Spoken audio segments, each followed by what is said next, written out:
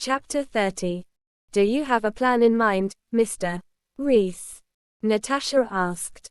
I need to get a clear understanding of the situation first. I hope you don't mind if I ask you some questions. Dustin cleared his throat before continuing. Where did you go today, and did you meet anyone there?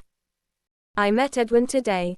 We talked about work, and he asked about us being in a partnership, but I rejected his offer, Natasha answered truthfully. I see.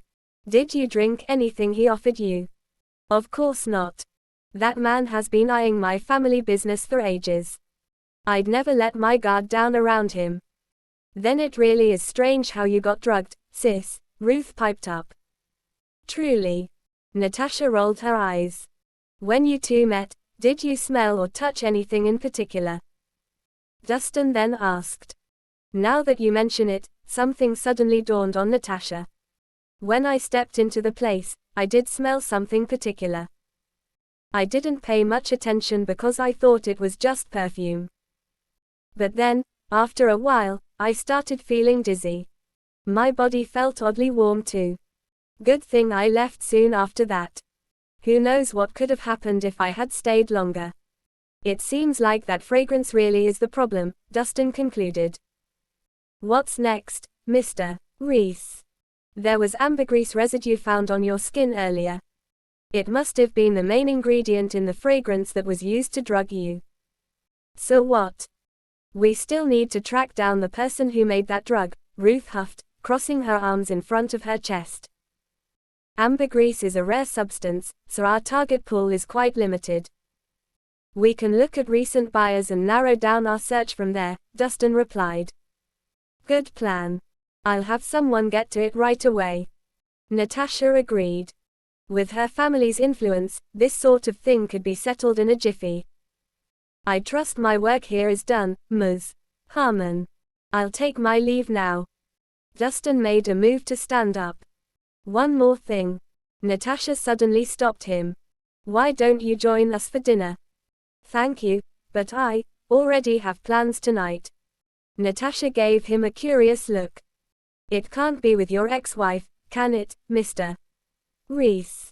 Don't you find me attractive?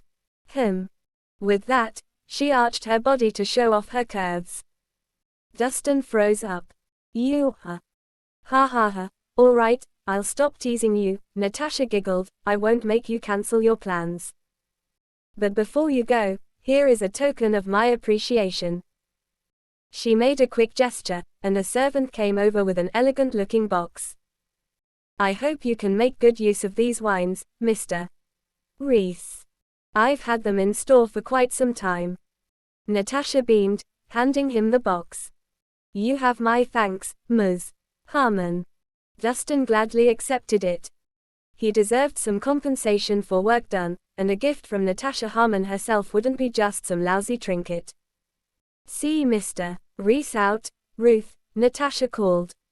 Okay. Ruth's tone was tinged with reluctance, but she still brought Dustin out to his Lamborghini. Suddenly, his phone rang. It was a phone call from Henry Nicholson, Dahlia's grandfather.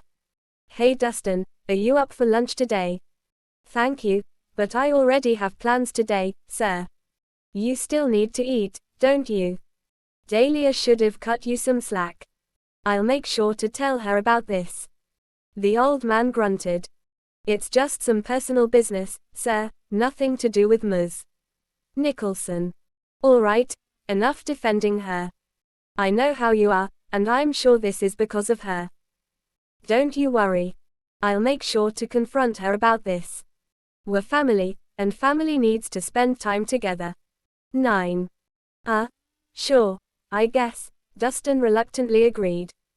In the 3 years after marrying into this family, only this old man treated Dustin as his own. That was why he respected and cared for him deeply. But they wouldn't see each other for a long time after that. So let this meal be the final goodbye for both of them.